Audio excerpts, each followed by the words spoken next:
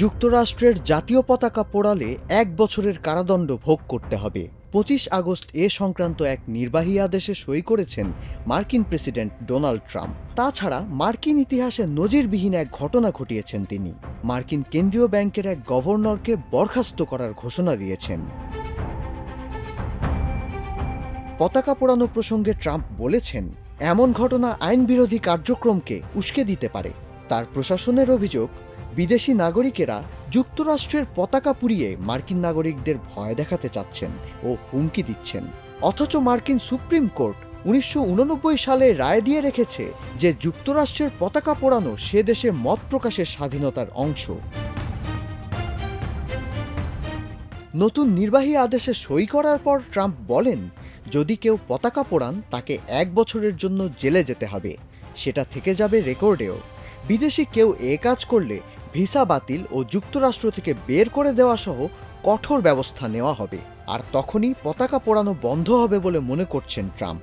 মার্কিন attorney general প্যাম বন্ডিকে এ বিষয়ে সর্বোচ্চ মাত্রায় ব্যবস্থা নিতে নির্দেশ দেওয়া হয়েছে। মার্কিন অধিকার সংস্থাগুলো ট্রাম্পের এই আদেশের তীব্র বিরোধিতা করছে।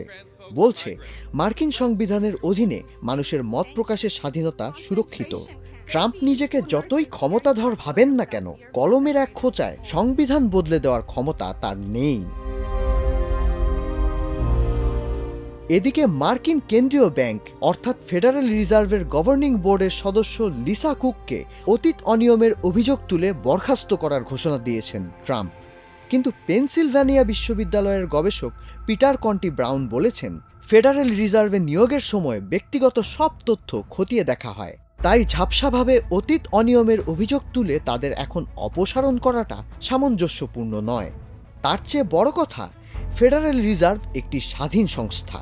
এই প্রতিষ্ঠানের কর্মকর্তার বিরুদ্ধে এ ধরনের পদক্ষেপ আগে কখনো কোনো প্রেসিডেন্ট নেননি। বিশেষ করে ৭০-এর দশক থেকে এই প্রতিষ্ঠানকে রাজনৈতিক প্রভাবমুক্ত রাখতে চেষ্টা করা হচ্ছে। ট্রাম্প যদি কুককে বরখাস্ত করার চেষ্টা করেন, তবে এবার আসলেই প্রেসিডেন্ট ট্রাম্পের ক্ষমতার সীমার পরীক্ষা হয়ে যেতে পারে।